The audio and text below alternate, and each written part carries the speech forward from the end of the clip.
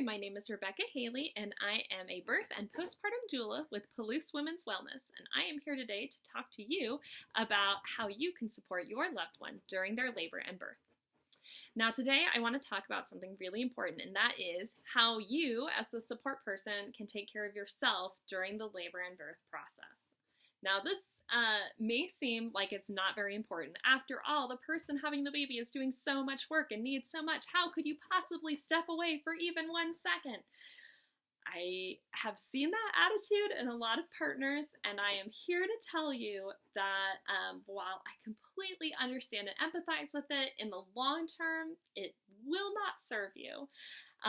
So some things that are really going to be helpful are thinking ahead about your plan for eating and drinking. So in your labor bag, yes, the birthing person's going to have their labor bag, but you need to have your own labor bag. And some items to include in that are going to be a water bottle, for sure.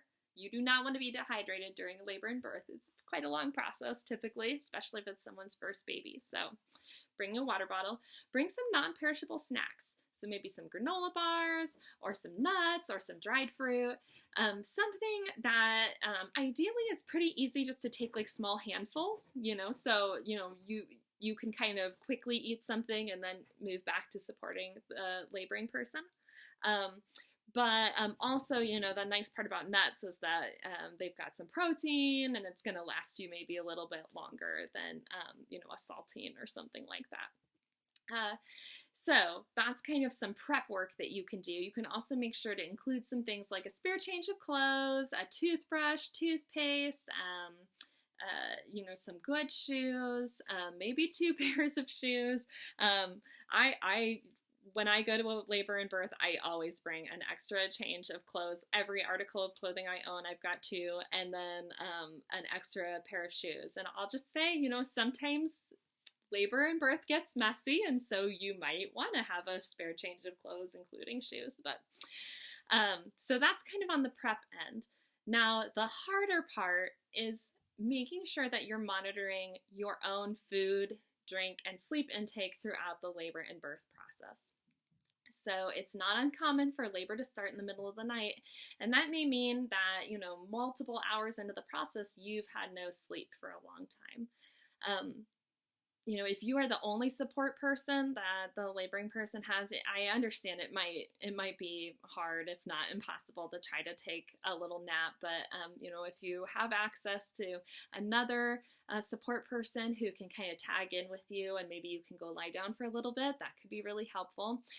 Additionally, you want to make sure that you are eating things periodically. So in addition to your snacks, if it's been quite a while since you've had a full meal, if you are at the hospital, you can order food to the room.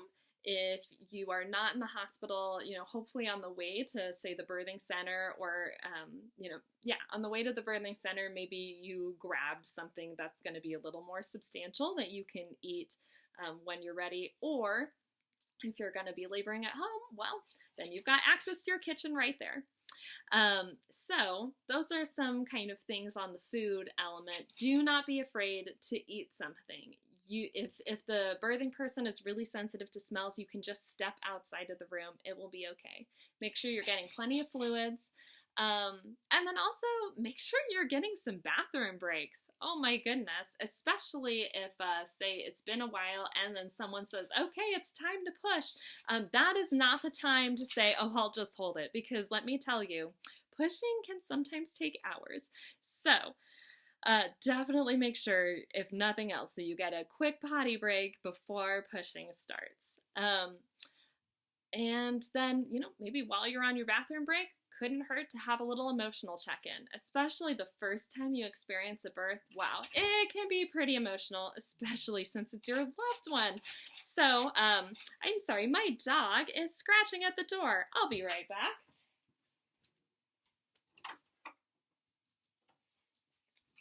All right, canine needs attended. And especially if you are also becoming a parent through this labor and birth process, wow, yeah, there may be a lot of feelings coming up. So just taking a moment, going to the bathroom, counting to 10, and taking a few breaths. that kind of little moment of self-care can be hugely impactful and can sustain you through the long labor and birth process that you may be experiencing. So that's all for today, but be sure to check in next week for our next tip on how you can support your loved one through their labor and birth.